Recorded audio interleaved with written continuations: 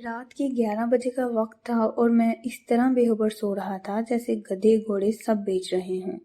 نہ جانے خوابوں میں کون سی جزیروں کی سیر کر رہا تھا، جب فون کی مسلسل بجتی گھنٹی نے مجھے جھنجھوڑ کر ہوش و حواس کی دنیا میں لا بٹھا۔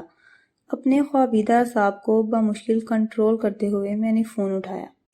السلام علیکم، حسب عادت میں نے سلام کیا۔ وعلیکم السلام، کیسے ہو طلحہ بیٹا، کیا کر رہے تھے؟ جواباً مجھے ابو جی کی سنجیدہ سی آواز سننے کو ملی۔ سو رہا تھا ابو جی، آپ لوگ خیریت سے پہنچ گئے؟ اور پھر جو انہوں نے بتایا اس سے سن کر قدموں تلے سے زمین نکل گئی۔ ان کی گاڑی راستے میں ایک حادثے کا شکار ہو گئی تھی اور اس وقت سب ہسپتال میں تھے۔ اگرچہ بقول ان کے فکر کی کوئی بات نہیں تھی اور وہ سب معمولی زخمی تھے، لیکن ان کی پریشان لب و لہجہ اور غیر معمولی انداز گفتگو مجھے کسی انہونی کا پتہ دے رہے تھے، لہٰذا میں نے فوراً روانگی کا پروگرام بنایا۔ اگرچہ ابو جی اس وقت مجھے سفر سے منع کر رہے تھے، لیکن میرا رکنا اب ناممکن ہو چکا تھا اور دل چاہ رہا تھا کہ اڑ کر ان کے پاس پہنچ جاؤں۔ میرے والدین، خالہ، خالو، میری چھوٹی بہن، سب قریبی رشتہ داروں کی شادی میں شرکت کرنے آج شام ہی حیدرآباد روانہ ہوئے تھے۔ میں اپنے امتحانات کی وجہ سے گھر پر رک گیا تھا۔ میری خالہ اور خالو ہمارے گھر سے 2 گلیاں چھوڑ کر ہی رہتے تھے اور ہمارے ان سے بہت خوشگوار مراسم تھے۔ خالہ خالو نہایت شفیق، پرخلوص اور زندہ دل تھے۔ اللہ تعالیٰ نے ان کو ہر دنیاوی نعمت سے نوازا تھا سوائے اولاد کے، لیکن انہوں نے اس کمی کو اپنی زندگی کا روگ بنانے کی بجائے تقدیر کا لکھا جان کر اس سے سمجھوتا کر لیا تھا۔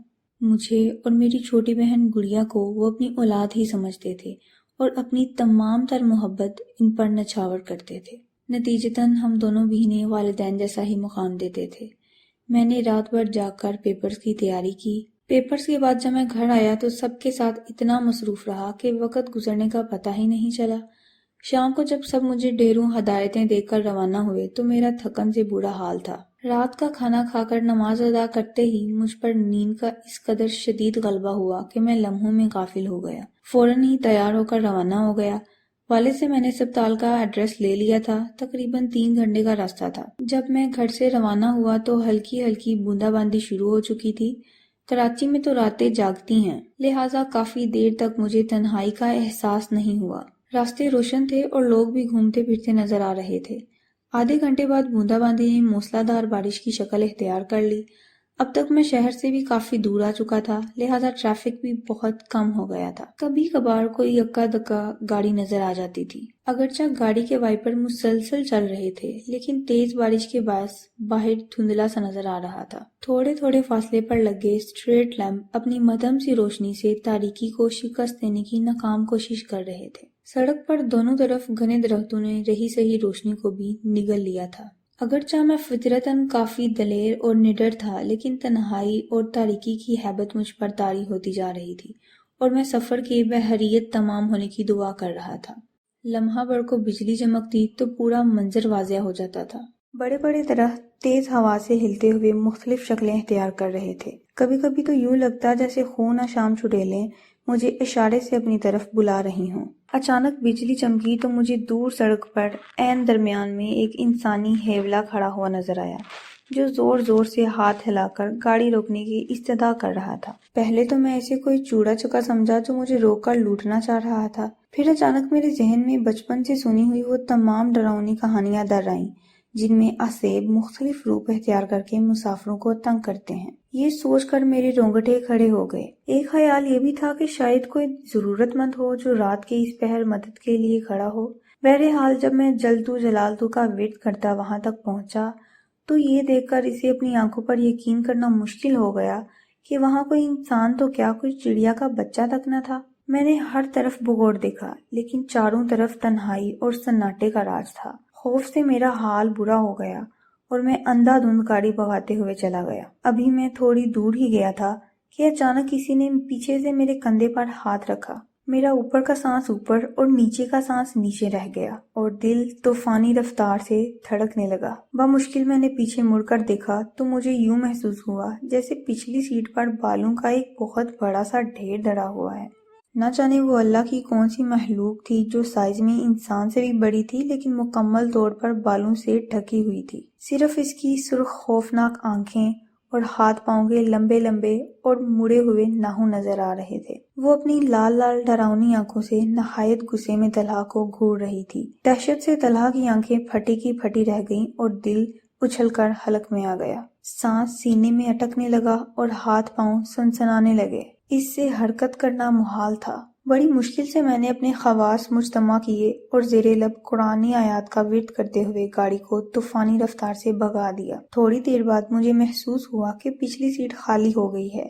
میں نے شیشے سے پچھلی سیٹ پر دیکھا تو وہ وہاں سے جا چکا تھا۔ ابھی وہ پوری طرح سکون کا سانس بھی نہ لے پایا تھا کہ اسے یوں لگا جیسے گاڑی دھیرے دھیرے نہایت وزنی ہوتی جا رہی ہے اور اسے چلانا ناممکن ہوتا جا رہا تھا۔ جس گاڑی کو میں جہاز کی طرح اڑا رہا تھا اب گدھا گاڑی کی طرح گھسیٹنے سے بھی انکاری تھی۔ ابھی میں اسی ششو پنچ میں مبتلا تھا کہ پیچھے سے ایک خوفناک قہقہ سنائی دیا۔ ایسی دہشت زدہ کر دینے والی آواز میں نے اپنی پوری زندگی میں پہلے کبھی نہیں سنی تھی۔ مڑ کر دیکھا تو وہی غیر انسانی مخلوق دوبارہ سیٹ پر پرجمان ہو کر قہقے لگاتی نظر آئی۔ اس کی ٹانگیں اتنی لمبی ہو چکی تھیں کہ اس نے گاڑی کی کھڑکی سے باہر لٹکا رکھی تھی اور پاؤں سڑک پر گھسیٹ رہے تھے۔ اسی وجہ سے گاڑی کو آگے بڑھانا مشکل ہو رہا تھا۔ یہ دیکھ کر میری ریڑھ کی ہڈی میں خوف کی لہر دوڑ گئی اور میں نے بآواز بلند قرآنی آیات اور آیت الکرسی پڑھنا شروع کر دی۔ تھوڑی دیر بعد گاڑی پھر ہلکی ہو کر تیزی سے رواں دواں ہو گئی۔ اس کے بعد گاہے بگاہے یہ تماشا چلتا رہا۔ کبھی وہ بلا پیچھے اور کبھی آگے میرے ساتھ والی سیٹ پر نظر آتی، کبھی قہقے لگانا شروع کر دیتی اور کبھی نہایت غصے سے مجھے گھورتی رہتی۔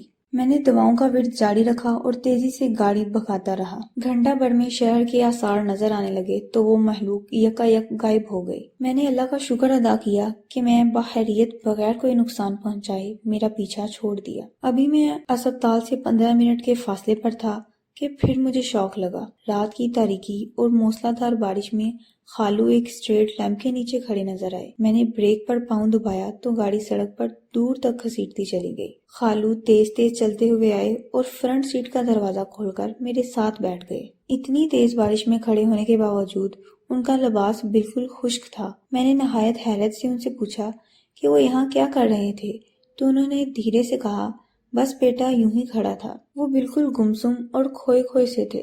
باتوں کے انتہائی شوقین اور بات بات پر زور سے قہقے لگانے والے خالو بالکل خاموش تھے۔ سوچ سوچ کر بمشکل چند الفاظ ادا کر رہے تھے۔ جب میں نے ان سے سب کی خیریت پوچھی تو وہ گویا ہوئے، ہاں بیٹا سب بالکل ٹھیک ہے، تم فکر نہ کرو، تم سے ملے بغیر جانے کا دل نہیں چاہ رہا تھا تو میں چلا آیا۔ میں حیرت سے سوچنے لگا کہ وہ کہاں جا رہے تھے، لیکن ان کی حالت دیکھ کر میں نے مزید پوچھنا مناسب نہ سمجھا۔ مجھے لگا کہ ایکسیڈنٹ نے ان کے خواص کو متاثر کر رکھا ہے۔ میں خود بھی اسپتال پہنچنے کی جلدی میں تھا، لہٰذا خاموشی سے ڈرائیو کرنے لگا۔ جب پارکنگ میں پہنچ کر میں اترنے لگا تو یہ دیکھ کر میری سیٹی گم ہو گئی کہ برابر والی سیٹ خالی تھی۔ میں تیزی سے اسپتال میں داخل ہوا تو سامنے ہی میرے والد نہاد دل لگر فتح حالت میں کھڑے نظر آئے۔ میں خالو کے بارے میں بتانا چاہتا تھا لیکن وہ خاموشی سے تیز تیز چلتے ہوئے مجھے اندر لے گئے۔ کمرے کا منظر دیکھ کر مجھ پر سکتہ طاری ہو گیا۔